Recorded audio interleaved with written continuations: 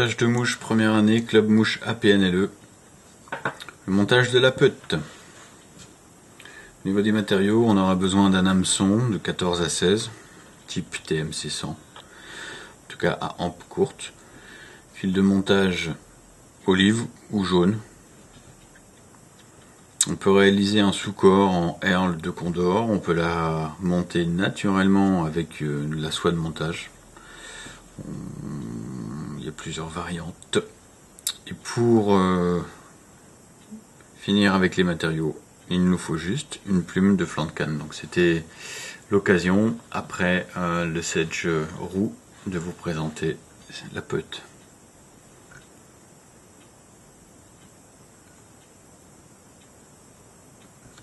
Donc on insère l'hameçon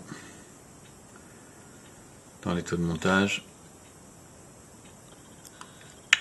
Allez, voilà. On insère l'hameçon dans l'étau de montage. Je vais rester en soie marron.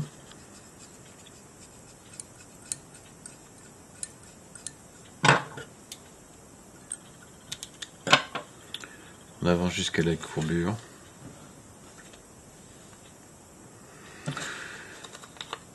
Tout bêtement, je suis sur le dubbing de lièvre, donc je vais pouvoir vous montrer l'autre manière dont j'ai parlé lorsque l'on a monté le sedge roux, c'est-à-dire que je vais en fait insérer tout de suite le matériau autour du fil de montage.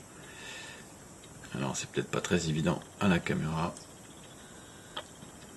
mais voilà, je ne fais pas de dubbing loop, je tourne le matériau directement. Donc toujours dans le même sens, toujours entre la pincée, hein, c'est-à-dire c'est pas le bout des doigts, c'est vraiment le flanc du pouce et le long des doigts. On vient positionner au ras et on vient tourner tout de suite vers l'avant. On va pas chercher à faire le cul de la mouche. On vient en fait faire quelques tours, un petit peu éloignés de la descente de l'hameçon, pour pouvoir affiner à souhait. Maintenant que le matériau est bloqué, puisqu'on a réalisé un tour, on arrive plus facilement à affiner pour aller réaliser le derrière de la mouche plus finement en fait. Donc à force de tourner, le fil vrille et donc le matériau, notamment ici donc le dubbing, se libère un peu. Donc il faut par moment voilà, retourner un petit peu, resserrer, retravailler ce dubbing. On se débarrasse de tout ce qui n'est pas très beau. Tout ce qui est petite barbule, petite patte, c'est voilà, imitatif et ça je le laisse. Mais trop proéminent, c'est pas bon. Donc voilà, mon petit sous-corps est réalisé. Enfin mon petit corps, pardon. Et bien là tout simplement, on va de nouveau utiliser une plume de flanc de canne. Donc ça c'est une plume que j'ai présentée lors du montage du sedge roux. Une plume qui est vrillée, hein, vous voyez, elle est complètement courbée. Et ben on va pouvoir l'utiliser pour monter la peute. La plume est déjà préparée. Toutes mes pochettes sont comme ça, donc je pourrais pas vous montrer comment je les prépare, mais en fait je défais toutes les fibres comme ça, qui sont un petit peu duveteuses. Tout le bas de la plume en fait. Pour la peute, donc on va utiliser et monter la plume de flanc de canne par la pointe. Par la pointe et courber vers le haut. Donc j'ai préparé ma plume, je fixe la plume. C'est le rachis que j'emprisonne, hein, avec la partie qui est en avant. On sécurise bien, de toute façon ça ne se verra plus. Je coupe l'excédent de ma plume. Je mets mon fil en attente au niveau de l'œillet de l'hameçon.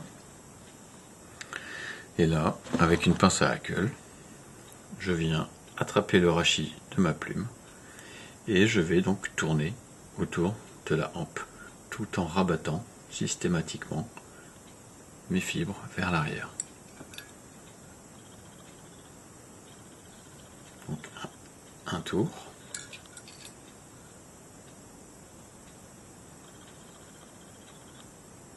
Puis un deuxième.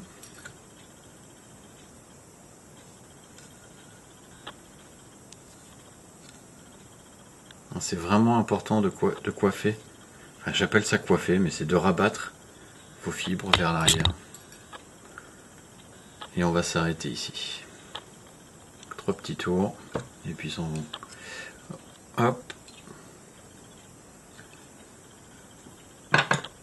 On coupe l'excédent. Donc jusque là, il n'y a rien de compliqué. Et même par la suite d'ailleurs. On réalise une petite tête.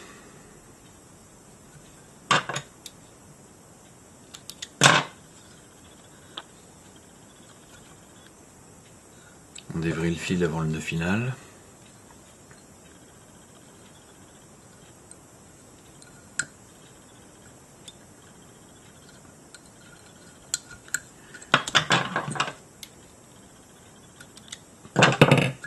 Voilà. Donc la mouche est quasiment terminée. Donc là on rabat. Donc les fibres doivent être vraiment réparties tout autour de la hampe. Donc là on pourrait croire à un montage avancé à ce stade. Et c'est justement donc ce qu'on va faire, c'est maintenant rabattre tout vers l'arrière et couper légèrement toutes les fibres en un seul coup de ciseau juste derrière la courbure de l'hameçon. Donc ça c'est une mouche à avoir dans vos boîtes parce que ça fonctionne très très bien.